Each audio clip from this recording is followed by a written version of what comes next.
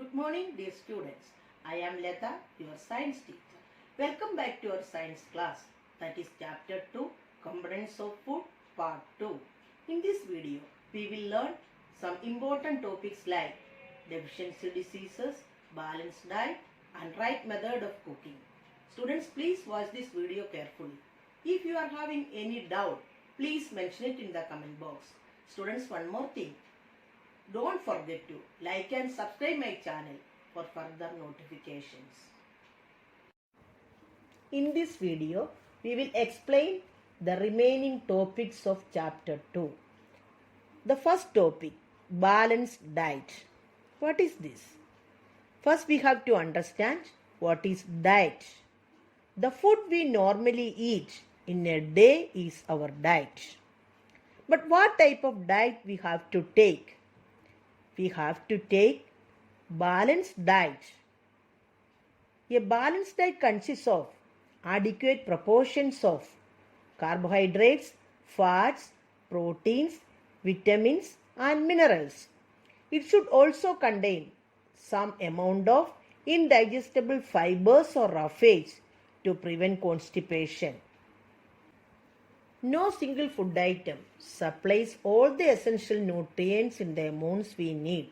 Therefore, different food items are to be combined to get a proper and balanced nutrition.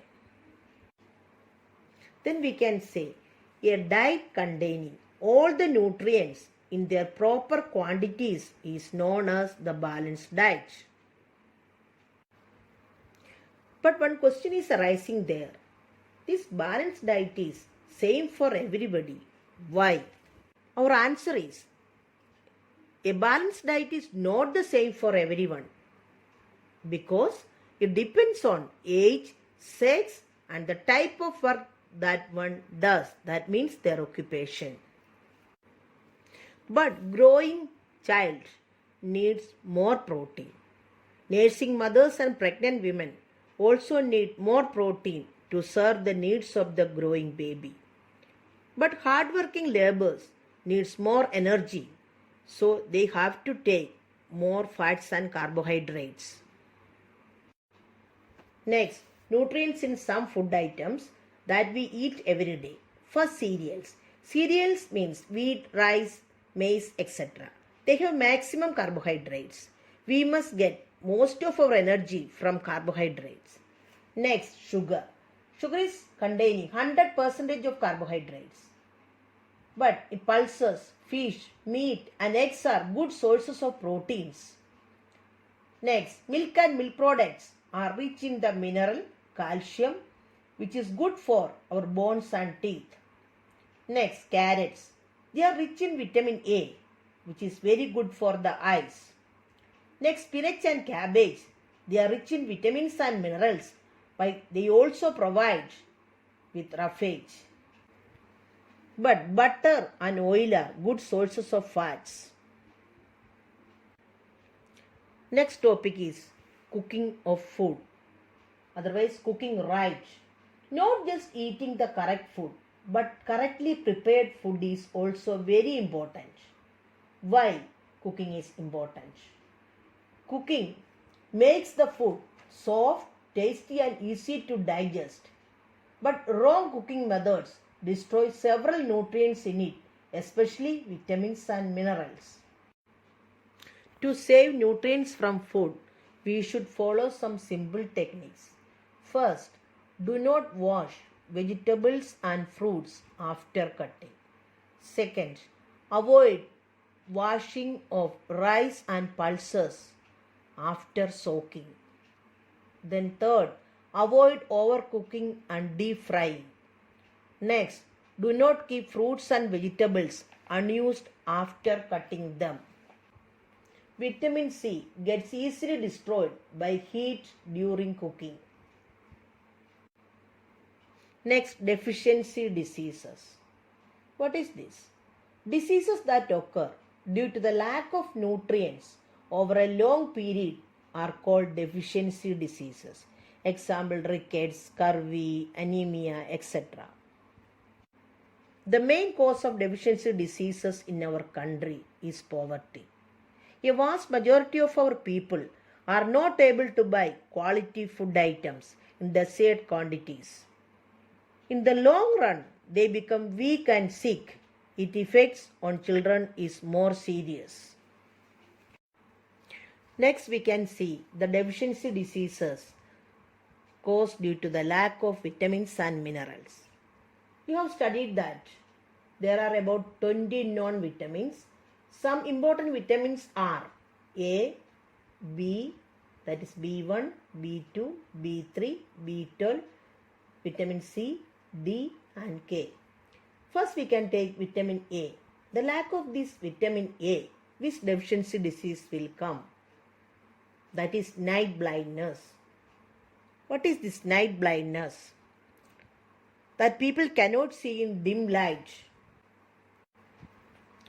Second is vitamin B1. Due to this vitamin, which deficiency disease will come? Beriberi, which affects the nervous system. Then B2. Due to the lack of B2 in their food, the deficiency diseases will come, that is skin disease and retarded growth. Next, vitamin B3. Lack of this vitamin B3, which disease will come? That disease name is pellagra, which affects the skin, digestive system and our nervous system. Next, vitamin B12. Lack of this vitamin, which deficiency disease will come? That is anemia. What is this? The patient becomes weak. Why? Because there is a deficiency of red blood cells. Next is vitamin C. Lack of this vitamin, which deficiency disease will come? That is scurvy. What are the symptoms of scurvy? The main symptoms of scurvy are swelling and bleeding of gums and wounds not healing properly. Next, vitamin D. The lack of this vitamin, rickets will come, in which the bones become soft and out of shape. Then, bow legs, pigeon-type chest and bending of the spine are other symptoms of this disease. This will affect in children. Next, vitamin K. The lack of this vitamin K, what will happen? Excessive bleeding from wounds will come. Next, deficiency diseases caused due to the lack of minerals in our diet. The important minerals you have studied, they are iron, calcium, phosphorus, potassium, sodium, iodine, fluorine. Then, first iron. The lack of iron, which deficiency disease will come? That is anemia. Then, what are the symptoms of anemia? A person suffering from the disease looks pale, gets tired quickly, and suffers from loss of appetite. In this disease, there is a reduced formation of red blood cells in the body.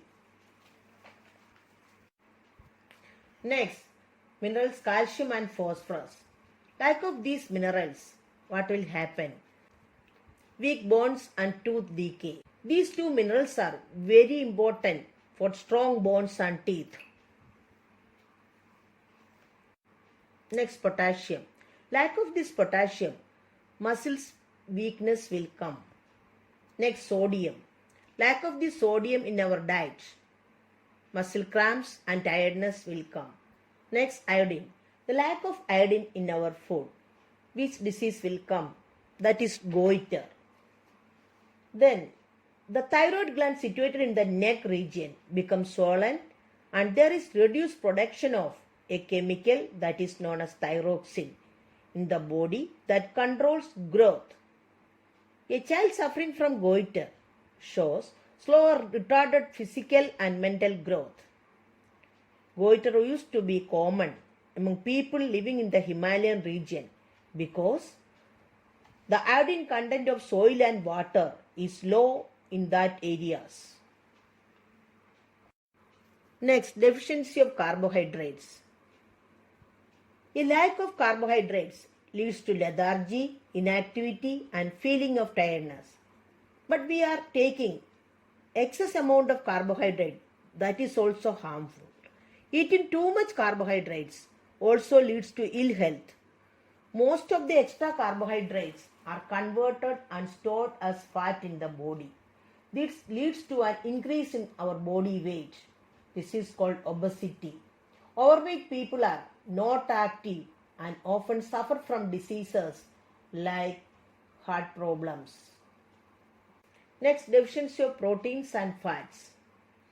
Deficiency of proteins in the diet leads to severe malnutrition, especially in children. The first deficiency disease due to the lack of protein is kwashiorkor. What are the symptoms of this disease? The stomach becomes swollen, the legs becomes thin and the skin shows ugly patches. If the disease is not treated in time, what will happen? The mental and physical growth of the child slows down. Next, the lack of proteins, carbohydrates and fats, what will happen? A deficiency disease will come.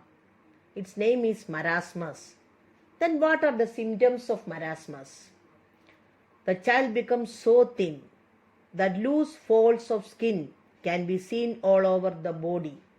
Then loss of appetite. Then anemia, weak legs, poor muscle development, etc. Now chapter is completed. Best of luck students. Thank you. Have a nice day.